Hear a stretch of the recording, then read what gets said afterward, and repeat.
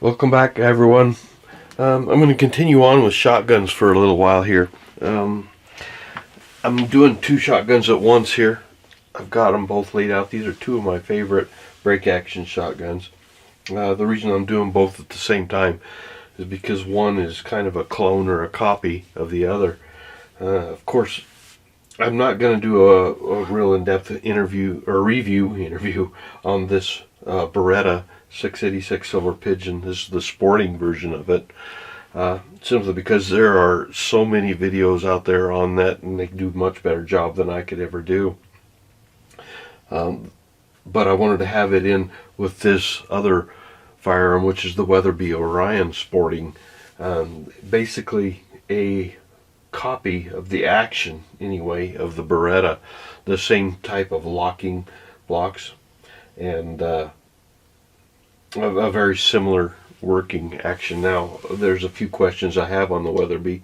Of course, we know the Beretta is just a classic firearm because it's just so good. There's nothing bad you can really say about them other than it's one of the best low-end break action shotguns you get.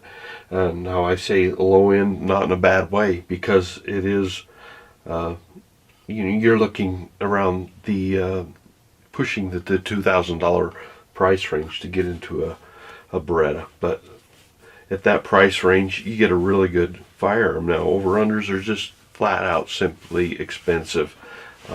A cheap one is not going to be as good as even this introductory one.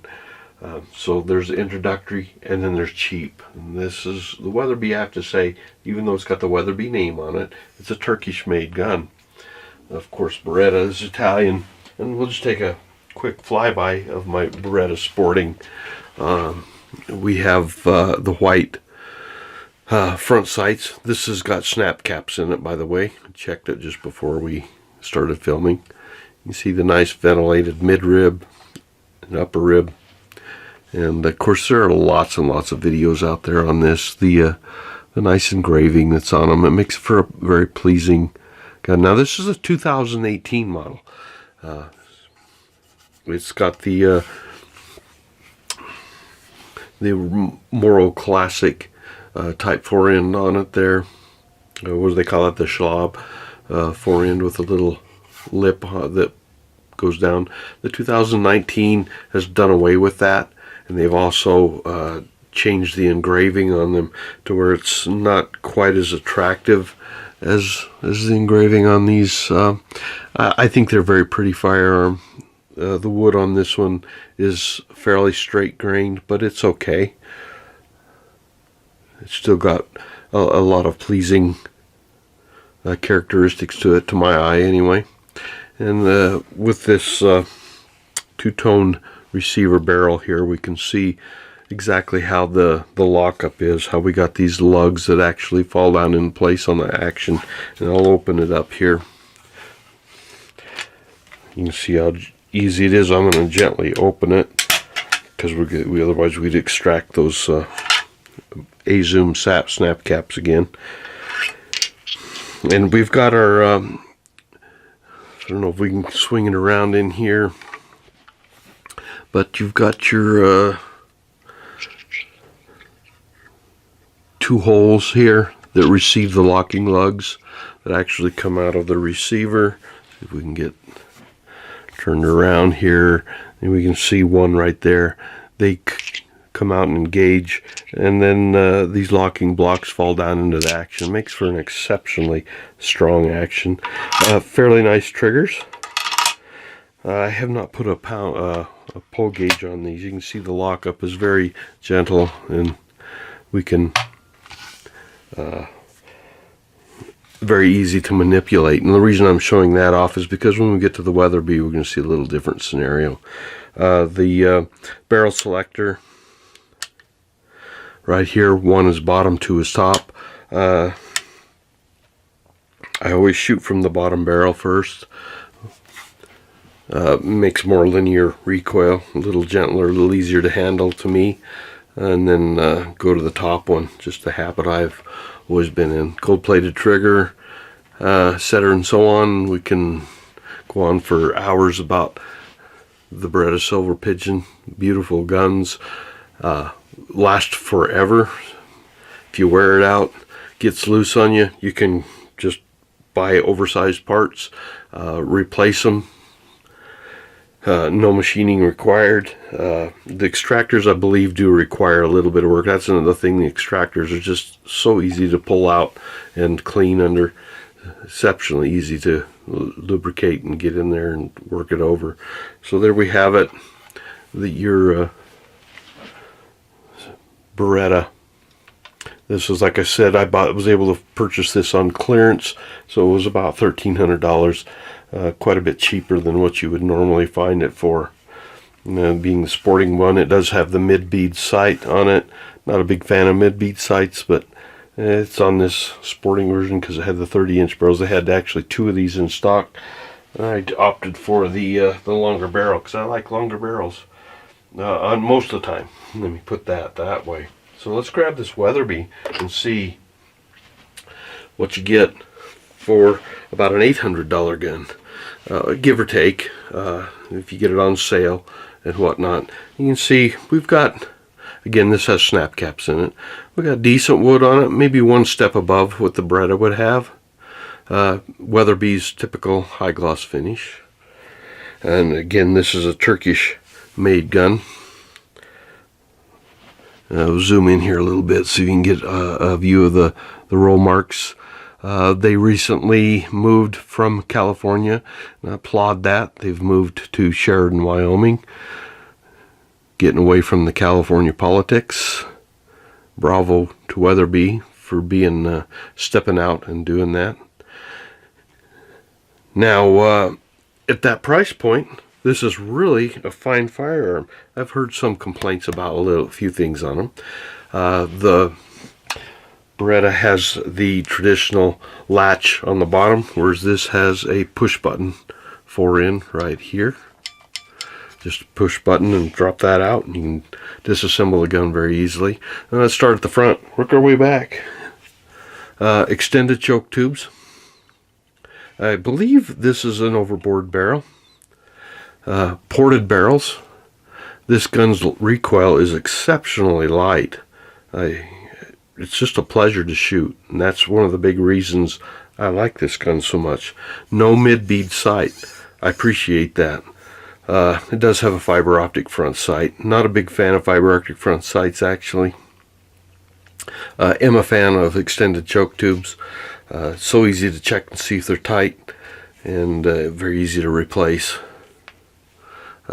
I don't know if they lend that much to accuracy. Some people will say it tightens the pattern up and improves velocity, especially with the backboard barrels. Some people complain about the pregnant looking 4-in stock. It doesn't bother me that much because it's very comfortable for me. From a look standpoint, yeah, it might have a little bit of a kind of a pregnant look to it. But then when we get to the action, the barrel selector is a little different than the Beretta, in that the whole safety actually slides back and forth. And that's actually one of the complaints I have on this firearm, is how sloppy this is. There's virtually no resistance whatsoever there. Again, 2 is top, 1 is bottom on the dots, so it's just the same as the Beretta. You can see we have an adjustable comb on it. Very handy for getting fitment of the gun spot on, especially at this price point. And we got a nice recoil pad with a nice hard upper portion. It's not glossy finished for mounting, but it's a nice snag-free type recoil pad with a little bit of give to it.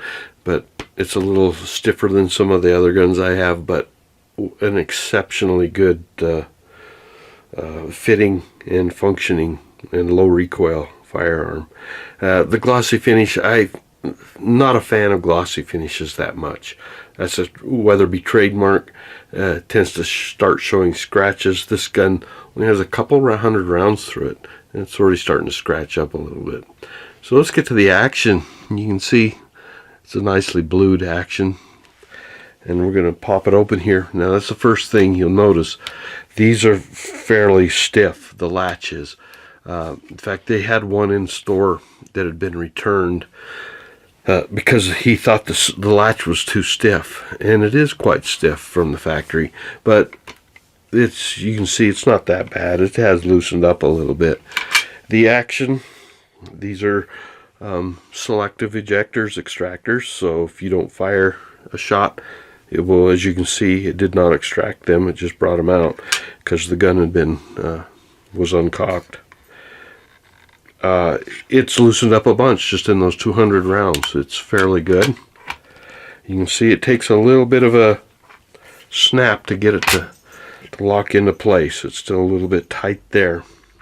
Wood to metal finish, we're a little proud on it. Not too much worse than the Beretta, perhaps a little bit. And a nice gold trigger. Don't know if that's gold plated or anodized at this price point. I do not know. Not that big a deal to me. I don't even like gold triggers that much, but yeah, it's kind of pretty. Browning started that tradition with the A5. So there we have it. What a nice little sporting over-under for the price point. And you can see, and we also got the Weatherby flare here on the pistol grips. Or the grip rather. It's not necessarily a pistol grip, but at this price point you get a lot of extras. You get a fairly decent gun. It does take some break-in, unlike the Beretta.